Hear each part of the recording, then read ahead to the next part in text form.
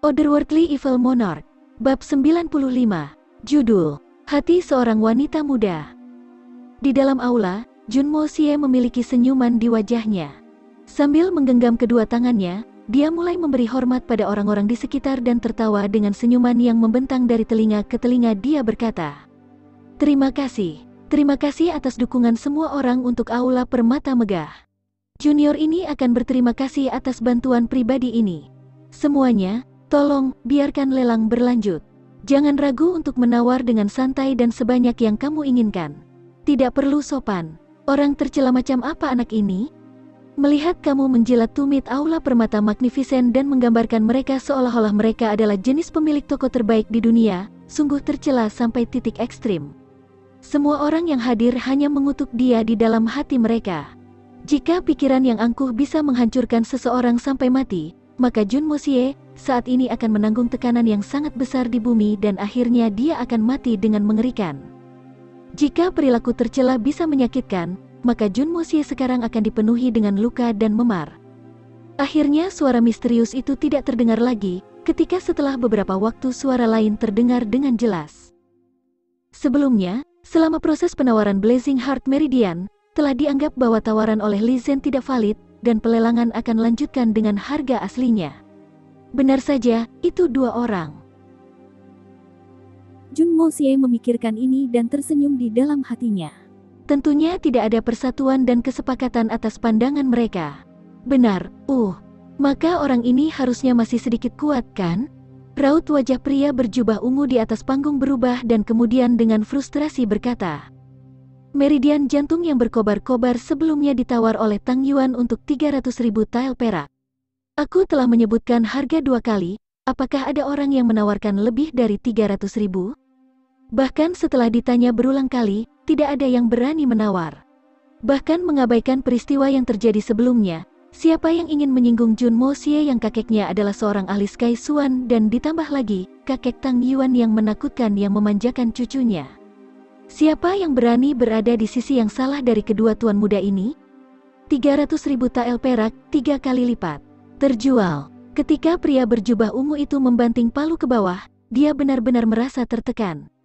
Dia telah mengelola dan menyelenggarakan lelang selama lebih dari 1 dekade, namun belum pernah merasa begitu tertekan sebelumnya.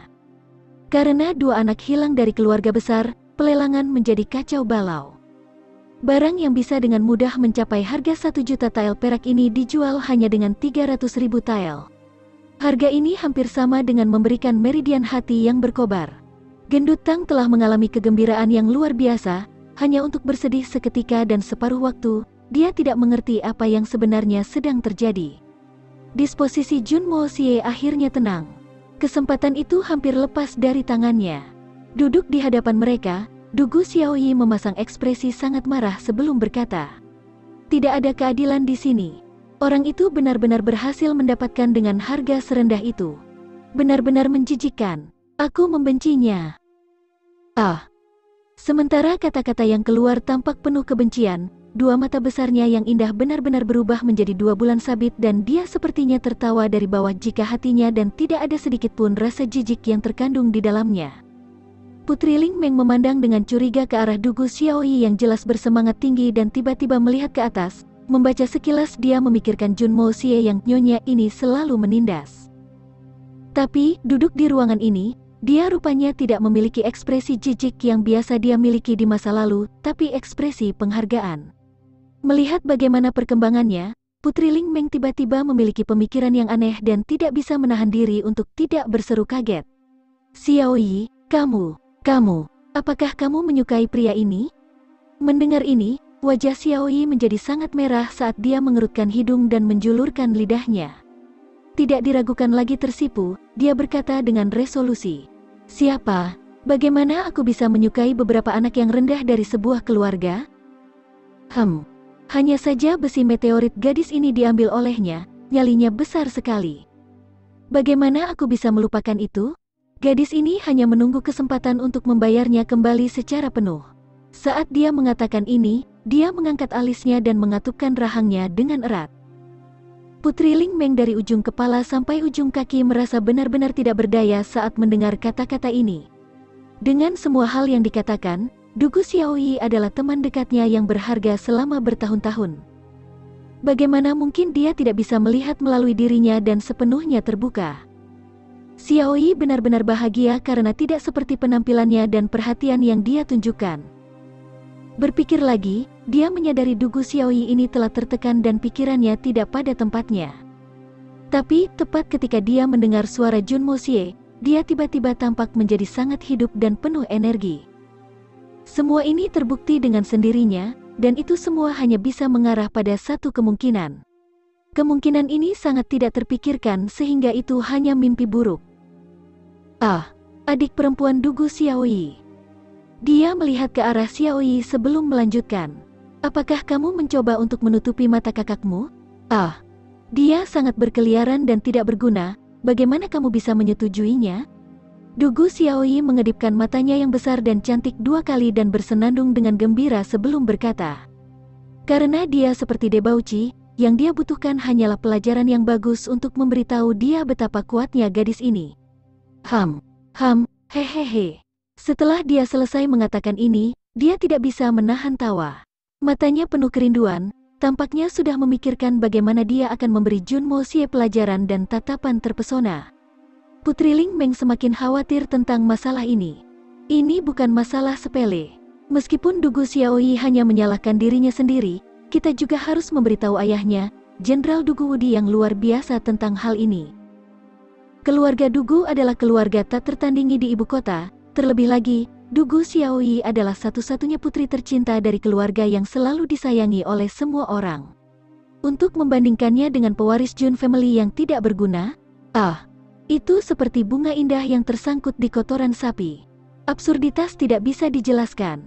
Itu hanya akan menjadi pemborosan ceroboh sederhana dari produk-produk indah alam.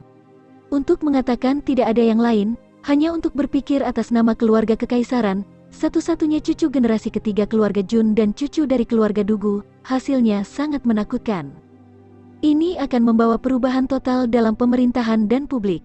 Jadi, tidak, aku harus menghentikan ini. Aku tidak boleh membiarkan Dugu Xiaoyi jatuh ke tangan Junmo Xie. Putri Ling Meng menatap Dugu Xiaoyi dengan wajah yang rumit dan diam-diam membuat keputusan tentang Junmo Xie di benaknya. Mendapatkan Blazing Heart Meridian dengan harga yang lebih murah, Junmo Xie sangat bersemangat dari lubuk hatinya. Dia melihat dirinya sendiri dan tahu bahwa penampilan 2 master di Aula Permata Magnificent itu langka dan jarang.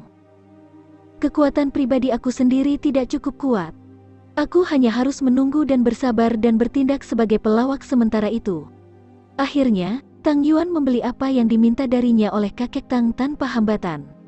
Itu adalah gulungan tunggal di Jalan Pedang. Junmo Xie hanya melihatnya dan kemudian menyatakan tidak tertarik pada buku bela diri itu. Dia hanya memandang rendah Tang Yuan karena telah membeli barang seperti itu. Buku yang bisa digolongkan hanya sebagai anggaran mewah ini, mereka benar-benar menawarinya dan bahkan menghabiskan 2 juta perak untuk mendapatkannya.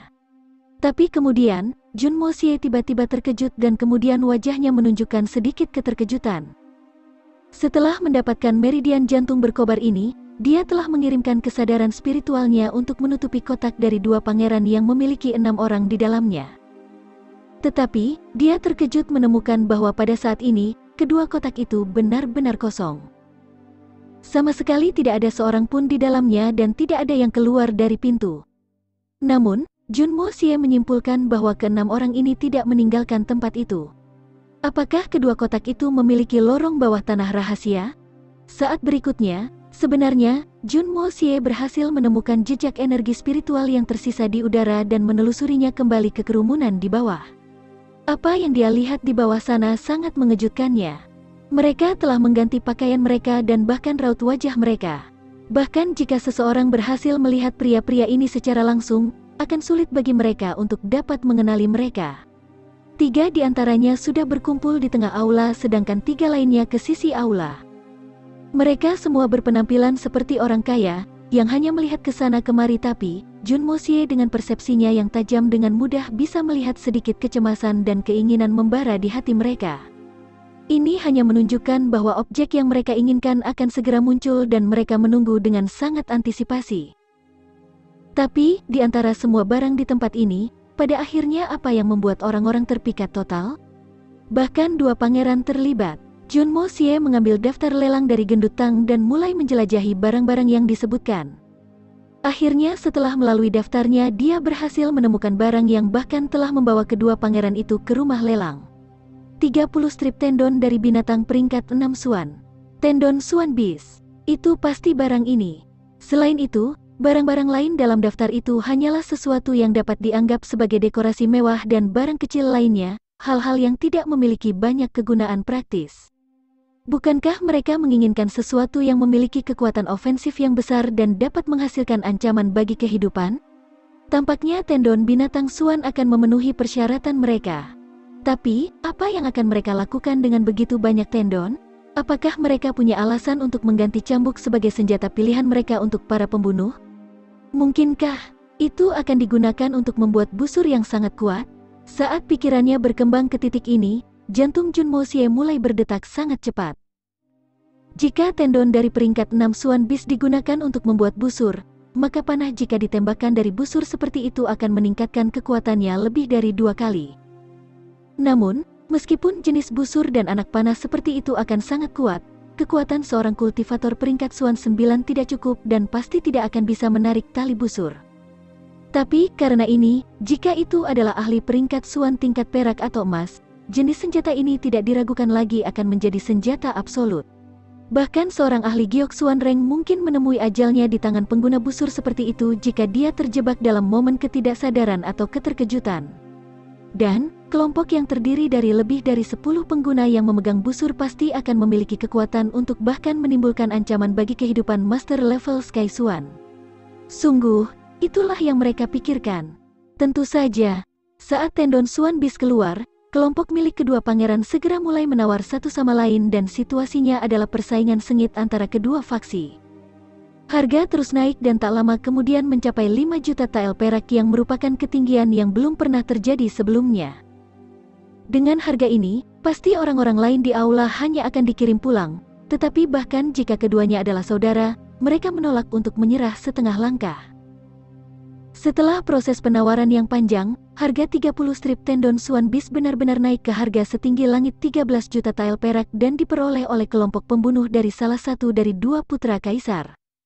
Dalam beberapa tahun terakhir, di semua lelang yang diselenggarakan Balai Permata Magnificent, ini bisa dianggap sebagai satu-satunya barang dengan harga tertinggi. Jun Mo Xie, lihat ini hanya tendon dari peringkat 6 Suan Beast. Jika itu adalah inti iblis dari peringkat 6 Suan Beast, maka aku khawatir harganya akan lebih tinggi. Jun Mo Xie, sekarang kamu harus tahu bahwa betapa banyak hal penting yang hilang dari keluargaku. Tang Yuan membentak. Ini sungguh tak ternilai harganya. Ah.